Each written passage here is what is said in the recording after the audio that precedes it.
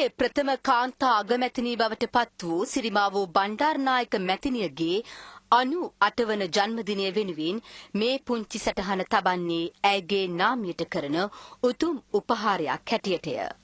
තම සැමියාගේ අභාවයෙන් හිස් වූ ශ්‍රී ලංකා නිදහස් පක්ෂයේ නායකත්වයත් රට ඉදිරියට ගෙන යන රාජ්‍ය නායකත්වයත් හිමි කරගත් මැතිනිය වම එක්සේසත් කළ විශිෂ්ට දේශපාලන නායිකාව ලෙස ඉතිහාසයට එක්වන්නීය.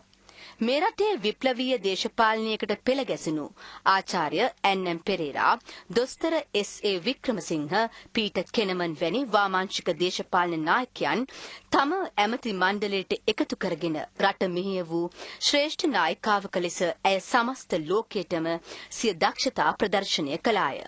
1956 දී සාහසිකයෙකුගේ වෙඩිපහරින් ජීවිතය අහිමි වූ සිය සැමියා වෙනුවෙන් රටක බර කරටගෙන වම එකතු කළ මැතිනිය තෙල් ජනසතුව කච්චතිව් අයිතිය දිනා ගැනීම හා නොබැදි සමුළුව ශ්‍රී ලංකාවේ පැවැත්වීම තුළින් කීර්තිමත් දේශපාලන නායිකාවක් ලෙස ශ්‍රී ලංකා දේශපාලන ඉතිහාසයට එක් වී සිටින්නීය.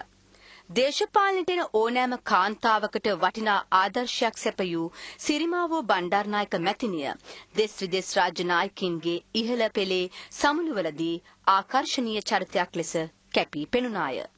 තම සැමියාගේ අභාවයෙන් හිස් වූ නායකත්වයට පත්වන්නට ඉදිරිපත් වූ මොහොතේ එක්සත් ජාතික පක්ෂයේ මහලොකු නායකින් එතුමියට අපහාස කළ පහත් ආකාරය මෙහිලා සිහිපත් කරන්නේ ඔවුන්ට ලැජ්ජා හිතෙන්නටය.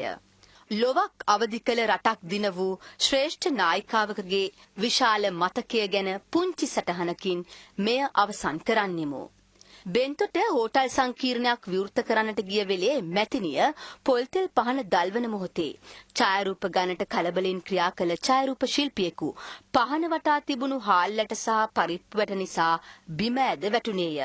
උත්සවය අවසන් වී මෝටර රථයට නගින්නට ගිය මැතිනිය ඡායාරූප ශිල්පියාගේ නමින්ම අමතා ඔයාට රිදුනාදැයි ඇසුවාය. දෙවන ප්‍රශ්නය වූයේ කැමරාව කැඩුනාද යන්නය. විමසුම පිටපත මහින්දා බේසුන්දරගේ